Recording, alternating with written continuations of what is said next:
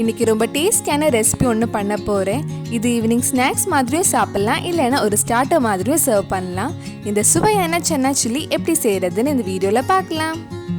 First சுண்டலை 6-7 மணி நேரம் தண்ணியில் நல்லா ஊற வச்சுருங்க. நான் 1 கப் வெள்ளை கடலை எடுத்திருக்கேன். இது வேக வைக்கிறதுக்கு குக்கரில் 3 கப் தண்ணி எடுத்திருக்கேன். இதில் தேவையான அளவு உப்பை சேர்த்து வேக வைக்கலாம். ரொம்ப நேரம் வேக வைக்கக்கூடாது. ஒரு 2-3 விசில் மீடியம் ஃப்ளேமில் வச்சுக்கோங்க. ரொம்ப வெந்துடுச்சுன்னா சுண்டல் நல்லா குழஞ்சு போயிடும். சுண்டல் நல்லா வெந்திருக்கு. இப்போ இது இன்னொரு பவுலுக்கு மாற்றிடலாம். சுண்டல் வேக வச்ச தண்ணி மிச்சம் இருந்தால் வேஸ்ட் பண்ணாதீங்க, அது உடம்புக்கு ரொம்ப நல்லது.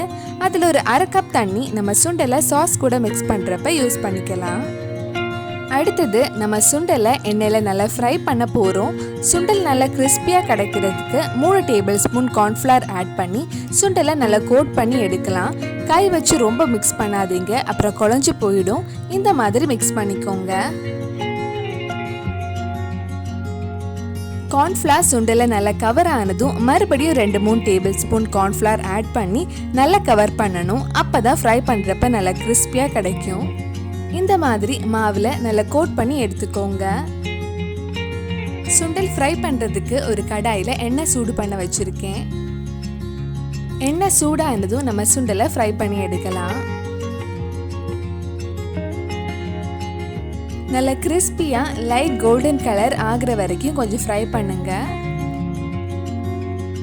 சுண்டல் நல்ல கிறிஸ்பியாக லைட் கோல்டன் கலர் ஆயிருக்கு. இப்போ எண்ணெயில இருந்து எடுத்து மாற்றலாம். இந்த மாதிரி மிச்சம் இருக்கிற சுண்டலையும் ஃப்ரை பண்ணி எடுத்துக்கோங்க.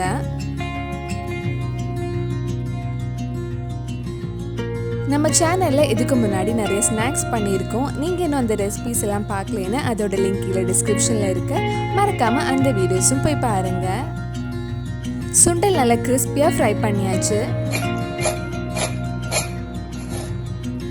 அடுத்தது சுண்டலை சாஸ் கூட மிக்ஸ் பண்ணுறதுக்கு ஒரு பேனில் கொஞ்சம் எண்ணெய் ஊற்றி சின்னதாக கட் பண்ண ஒரு பெரிய வெங்காயம் எடுத்திருக்கேன்.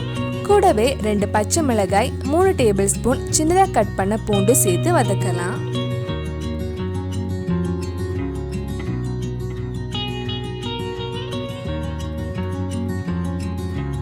வெங்காயம் ரொம்ப வதங்க வேண்டாம், கொஞ்சம் வதங்கி கண்ணாடி மாதிரி ஆனதும் இதில் சின்னதாக கட் பண்ண 1/4 கப் capsicum சேர்த்து வதக்கலாம்.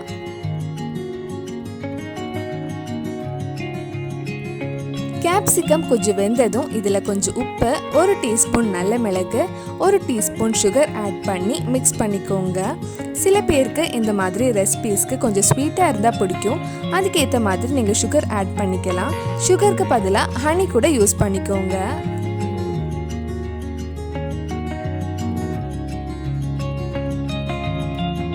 நல்லா மிக்ஸ் பண்ணதும் இதில் 1 teaspoon vinegar, 1 table spoon tomato sauce, 1 teaspoon soya sauce, 2 table spoon red chilli sauce add பண்ணி நல்லா மிக்ஸ் பண்ணிக்கோங்க.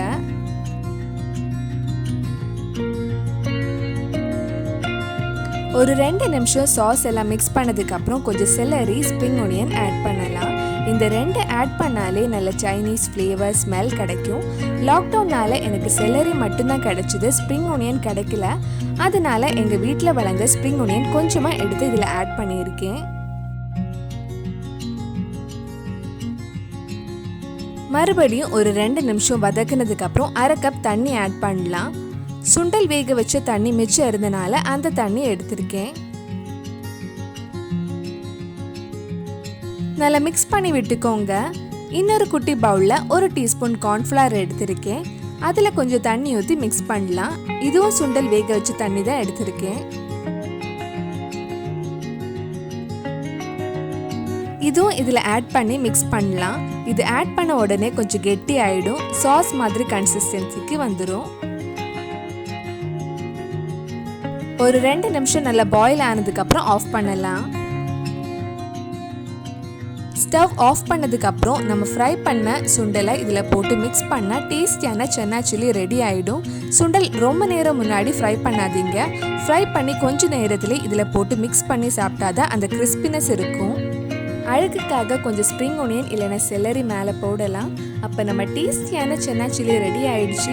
கண்டிப்பாக நீங்களும் உங்கள் வீட்டில் இந்த ரெசிபியை செஞ்சு பாருங்கள். பிடிச்சிருந்தா இந்த வீடியோவை லைக் பண்ணுங்கள், உங்கள் ஃப்ரெண்ட்ஸ் அண்ட் ஃபேமிலிக்கு ஷேர் பண்ணுங்கள். வேறு என்னெல்லாம் ரெசிபிஸ் நம்ம சேனலில் ட்ரை பண்ணலான்னு கீழே கமெண்ட் பாக்ஸில் சொல்லுங்கள். மறக்காமல் நம்ம சேனலையும் சப்ஸ்கிரைப் பண்ணிடுங்க.